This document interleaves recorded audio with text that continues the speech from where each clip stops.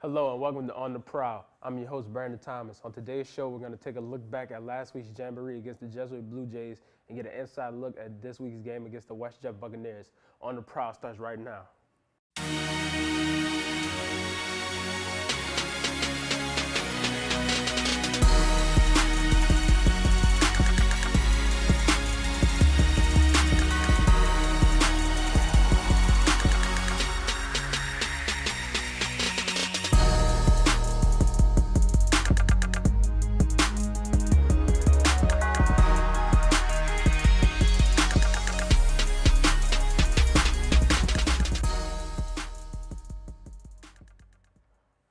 Welcome back. Today I'm joined by the man with the plan, the head coach of the Hahnville Fighting Tigers, Coach Nick Saltafromaggio. How you doing, Coach?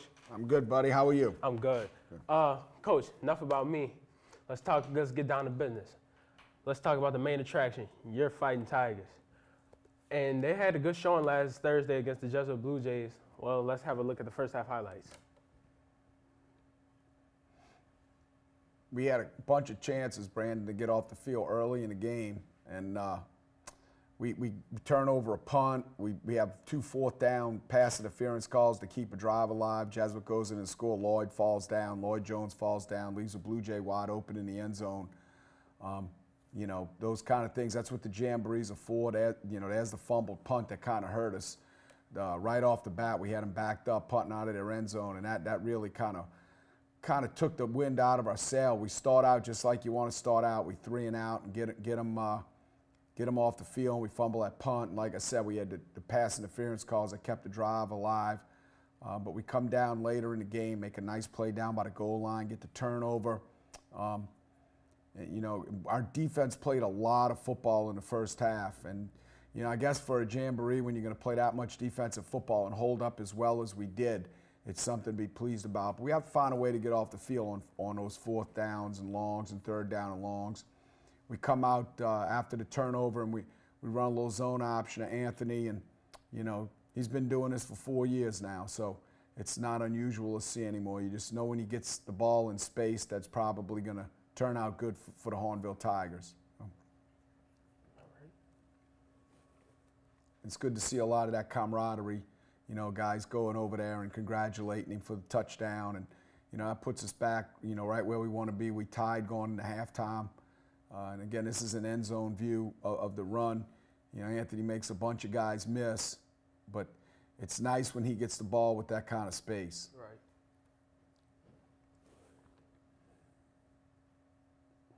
Right. Right after half, we come out and we have an opportunity to take the lead, but we had 2 terrible penalties and wind up giving the ball back to Jesuit, and they get a little bit of a drive going. And nice play right there by Connor Fennedy to defend an intermediate zone pass. Jesuit's quarterback was a really, really good football player. Watermeyer is his last name, big guy. And a typical Jesuit football team, tremendous size, do a lot of things right, and they kind of make you beat you. This is one of the great runs I've ever. Had he finished this, it might have been the greatest run I've ever seen in a high school football game, but comes off there and he just kind of slips. All right. Coach, the defense was very impressive against the run in the first half. Is this a testament to the natural talent, coaching, or just a good mix of both?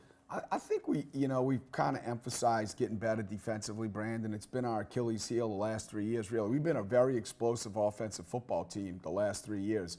We've just struggled against good football teams to get off the field when we need to get off the field, and whether it be run or pass, we've just struggled defensively. But we've put a special emphasis on defending the run. And again, we have some really good football players in there. And a guy like Lincoy Reynard, who's now been a 2-year starter for us, and a guy, Adonis Freelu, who's only a sophomore, that's going to be a tremendous football player for us. Amante Jernigan has really solidified our Mike linebacker spot. Dylan Dejeen has had a really good camp. Kobe Ambler, Jalen Singleton.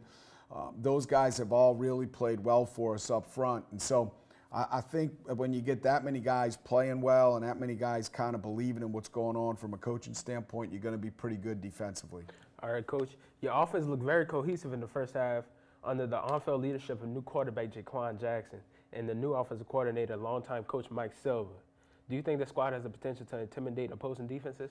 Well, I think we're real good up front, and I made this comment before. I've coached a long time, and I've never been around a football team that's been good when they're bad on the offensive line. So I do a lot of player evaluation. I try to put our biggest and best players up front on the offensive line.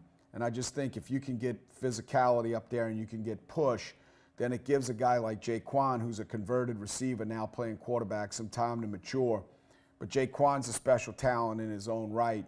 I think right now, he just has a lot more confidence in his legs than he does in his arms. We've had trouble getting separation with our receivers, not only in the Jesuit game, but the week before against North Shore, and then really through camp against ourselves. So, I think right now what Jaquan's doing is he's kind of using the gift the good Lord gave him, and that's those wheels. So it makes for a good punch in there with him and Anthony running the ball. But I think eventually our passing game will get better. All right, thanks, Coach. Coming up after the break, we'll take a look at the second half highlights.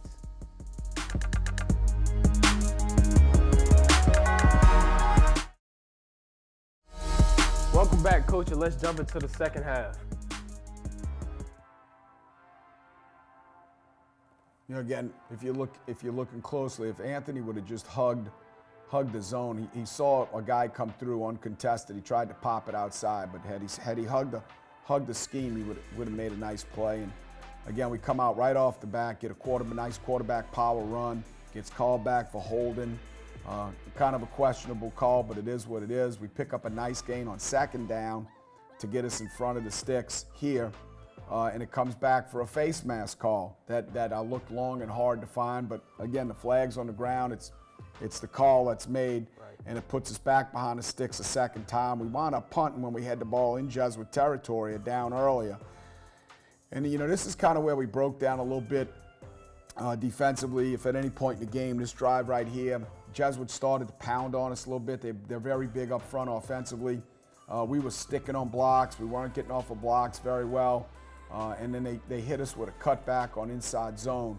And, we didn't have a forward player to defend it. 29 makes a really nice run. We miss a bunch of tackles in there and puts Jesuit back up 14-7. But we come right back and respond to it. I was pretty proud of the way we reacted, to a little bit of adversity here in the Jamboree. And it's one of the reasons I like playing Jesuit, Brandon, to tell you the truth. They're going to play as good as they can play right there in that Jamboree. They're well prepared. They're very well coached. And as you can see, we make a mistake in the return. Instead of just getting what you can get and get out of bounds, we actually lose yards on the return. But we pick up a first down on a quarterback run. Jaquan, again, keeping the game alive with his feet. We can't get anybody open. We were struggling to get people open the entire night. But late in the game, we hit Anthony on the seam, and his feet do the rest. And just really a good football player. And I think our football team responded well. All right. Well, like we were discussing in the last segment, Coach, the Tigers have a new quarterback for the third straight year. And this time around is junior Jaquan Jackson, a receiver converted to quarterback like you were discussing earlier. He looks to rely more on his wide receiver instincts than a purebred quarterback relying on their arm. Do you think number 4 has handled this transition well? Yeah, I think he has, buddy. And it was kind of thrust on him during the spring. We had been working another kid there, and he left school, and Jaquan stepped up to the plate. And I've been very, very pleased with the way he's played. Man, I think like anything else, he's so used to making plays with his feet that it's going to take him a little bit of time to have trust in his arm. He can throw the ball very well. As you know, you're a tight end. He can throw the ball very well.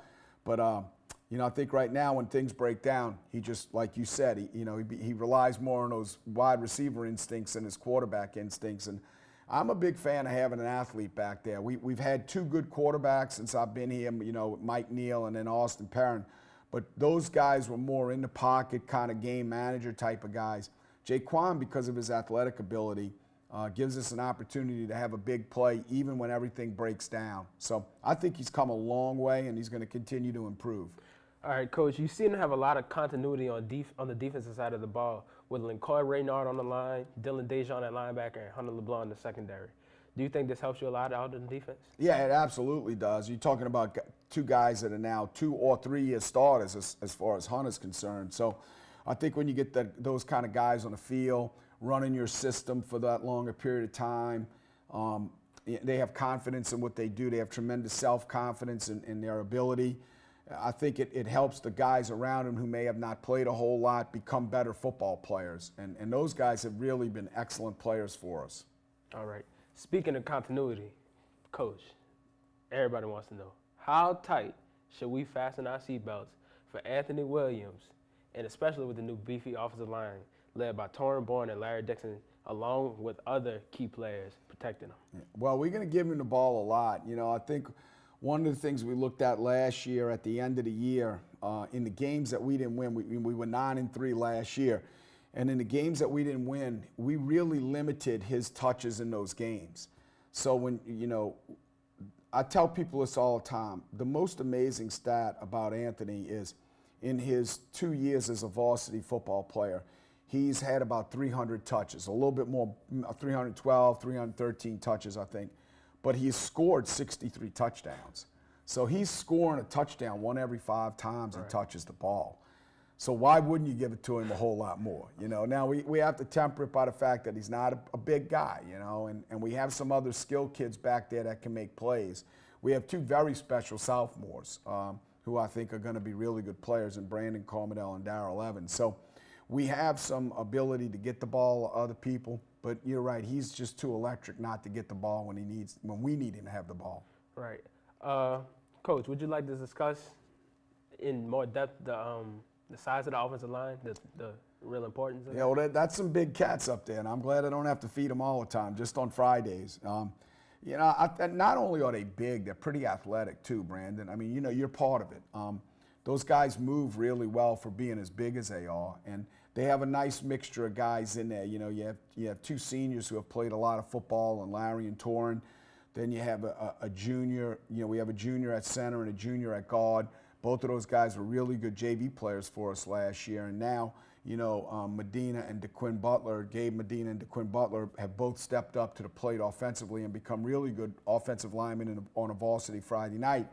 And then you got Edwin Wells, who's a converted defensive lineman that we brought over, and he has very good feet, and he's long-armed.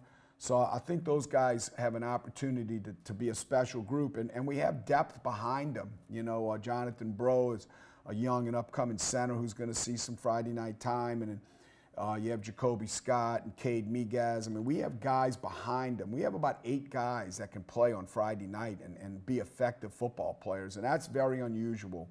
But like I said earlier, I just think if you're good on the offensive line, you got an opportunity to win every game. Okay, Coach. Coming up, we'll talk about this week's matchup against the West Jeff Buccaneers.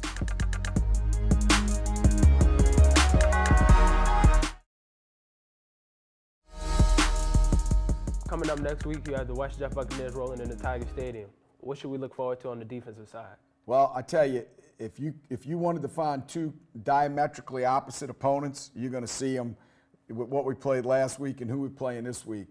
You know, Jesuit is an along the line of scrimmage type of defense. They're not going to get beat over the top deep. They're going to do what they do offensively, which is pound the football at you, play action, sprint out pass.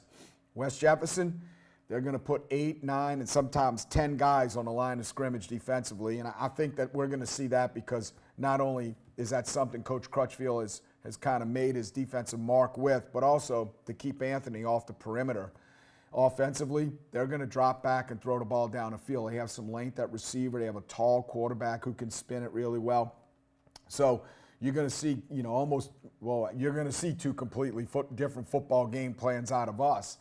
You know, offensively, we're going to have to try to control C-gap to C-gap. We're going to have to get the push inside. Our tight end's going to have to be a good player Friday night so we don't get that edge problem. And then defensively, we're going to have to really do a good job maintaining our leverage in the secondary. We can't have a guy fall down like Lloyd fell down the other night and gave up a touchdown. We're going to have to be in our zones, defending field, because they're going to press it vertically up the field. And so, you know, I think, you know, what you're going to get out of West Jefferson is a typical West Bank Jefferson Parish football team from a size perspective. They're very, very big up front offensively. They're very fast defensively with some guys up front defensively who are pretty nice sized as well. But they're going to make their speed, they're going to make their money with their speed on defense, and then again, their size up front offensively. Coach, interesting players. What do we have to look out for? I think their quarterback is a real good football player. I know they picked up a kid from Archbishop Shaw named Brooks who plays defensive back for him. He's a college prospect. They have two really long receivers in 9 and 6. We didn't get a roster, so I don't know their names, but I know their numbers off of film. You know, and then up front, they're big. They're very big offensively up front. And one of the keys, I guess, for a fan to look for is when they put 94 in the game, who's kind of an H-back. He's a big old guy. That's more of their run stuff. So when he's in the game, you can look for him to run the football. When he's not in the game, you can look for him to really spin it down the field. And then defensively, they're just all over the place. You know, it's kind of like stepping in an ant pile. You know, you don't really see them, and then you look down, and they're all over you. Right. And that's kind of the way they play defensive football. So, you know, we got a lot of work to do. Hopefully, we get a good practice in. The weather's you know, killing everybody. But I'm a practice guy. I practice 8 days a week if I could. All right, Coach. Thanks for joining us, and good luck Friday against the Bucks. Okay, that'll do it for On the Prowl, this edition of On the Prowl. You can keep up with us on our website, presstoplay.tv, and on Instagram and Twitter at presstoplay. We'll see you next week.